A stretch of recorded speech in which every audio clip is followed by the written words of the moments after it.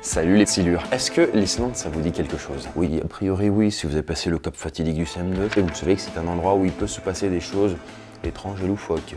Par exemple, récemment, la petite ville de Ice of Jordan a décidé de lutter contre les excès de vitesse dans son centre-ville. Et pour ce faire, elle n'a pas banalement fait appel à un panneau ou alors à un radar pour pouvoir limiter la vitesse des automobilistes. Non, ça se retrouve facile, hein. Mais tout simplement à une illusion d'optique. C'est rigolo, c'est le thème de cette vidéo, dis donc. Et comment ont-ils fait? Eh bien, ils ont installé des passages piétons en anamorphose.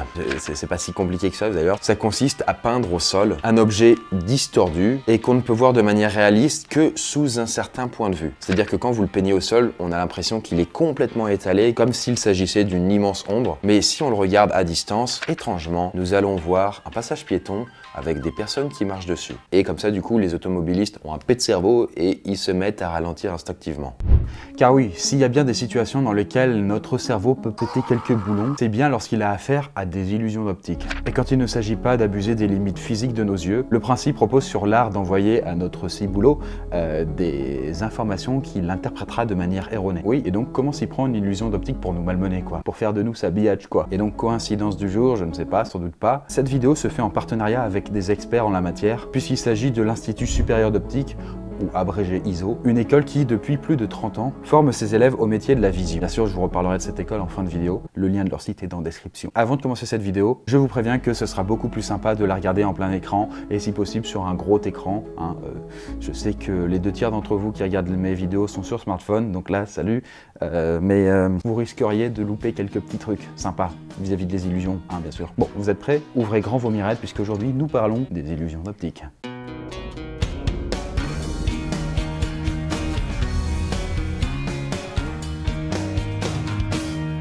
On va commencer par un grand classique des illusions d'optique, les images résiduelles. Et alors voici un petit exemple pour se mettre en appétit. Regardez cette image. Alors du coup, il faut que vraiment vous la regardiez, sinon ça ne va pas du tout marcher et la vidéo risquera d'être un petit peu chiante hein, quand même. Hein. Je vous mentirai pas. Concentrez-vous sur le point rouge au milieu de l'image et ne regardez rien d'autre. Vous ne vous en doutez pas, mais vous êtes en train de bombarder les cônes de vos yeux sensibles à la coloration. Et plus longuement vous fixerez l'image, plus les cônes de votre rétine, sensibles au jaune et au cyan, se mettront à saturer eux aussi. Mais n'ayez point d'inquiétude, normalement personne ne deviendra aveugle à la fin de cette vidéo. Bon, on attend encore un peu, voilà, ok.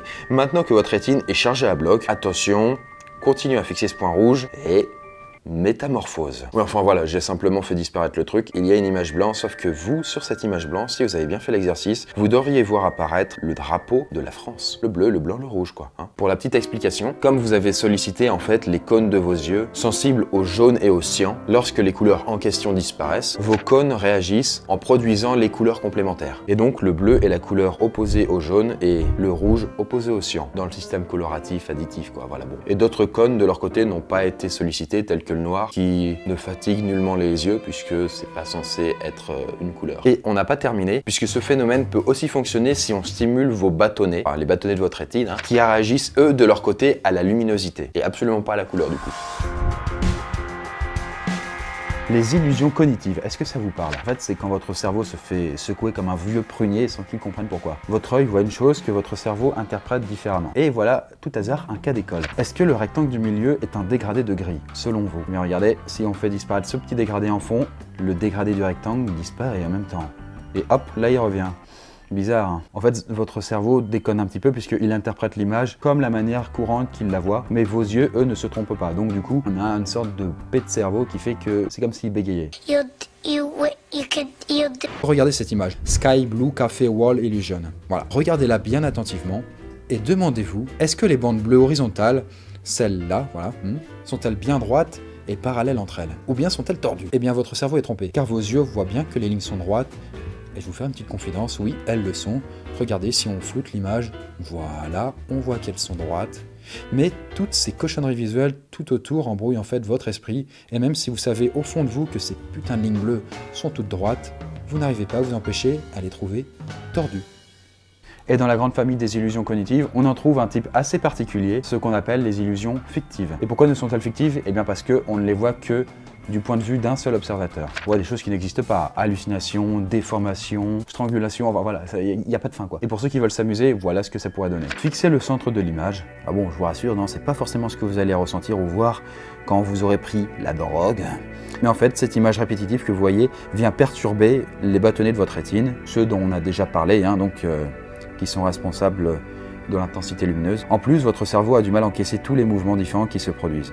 Du coup, lorsque l'image disparaîtra et que vous regarderez votre environnement, tout autour de vous, n'importe quoi, les mouvements de l'image vont continuer même une fois que ce sera cessé pendant encore plusieurs secondes. Attention, top! Votre cerveau continue à interpréter les images que vos yeux envoient. Sauf que vos yeux, vous avez vu, n'étaient pas tout à fait opérationnels. Ils ont été un petit peu trop demandés. Car votre rétine, comme une sorte d'image fantôme, continue à voir cette image répétitive que vous étiez tapée quelques instants avant. Donc du coup, ça fait une sorte d'interférence et ce qui donne cet effet très particulier. Voilà pour la petite explication. D'après une étude Ipsos, 2 Français sur 3 ont besoin de lunettes. Tout type de problèmes optiques confondus. Et avec toutes ces technologies qui rudoient nos yeux quotidiennement, oui, du verbe rudoyer, on peut imaginer que le marché a de beaux jours devant lui. Mais ce n'est pas un scoop, les problèmes de vue n'ont pas attendu les écrans pour venir ponctuer nos existences. Et par exemple, les presbytes, aucune blague là-dessus, ceux qui sont incapables de lire les choses qui sont trop proches d'eux, eh bien sont sans doute parmi les premiers à souffrir de ces maux de vision. Mais une question, comment faisaient-ils à l'époque où les lunettes n'existaient pas? Par exemple, les moines médiévaux qui passaient parfois leur vie à lire et à recopier des textes. Et bien, en fait, ils avaient en leur possession un objet très spécial qu'ils appelaient sobrement la pierre de lecture. Et il s'agissait en fait d'une sorte de lentille fabriquée généralement à partir du cristal de roche, voilà, du quartz, une pierre transparente qui avait été taillée et polie. Et il ne faut pas imaginer quelque chose d'immense là-dedans, mais plutôt une pierre qui tient dans la main et qui est facile à transporter, comme des lunettes quoi. Et son effet était assez similaire à celui d'une loupe, puisqu'il suffisait en fait de la poser sur un texte pour que l'effet de grossissement se crée. Si vous avez toujours voulu savoir comment c'est possible sans jamais oser le demander, eh bien vous savez que la lumière arrive par faisceaux de lumière,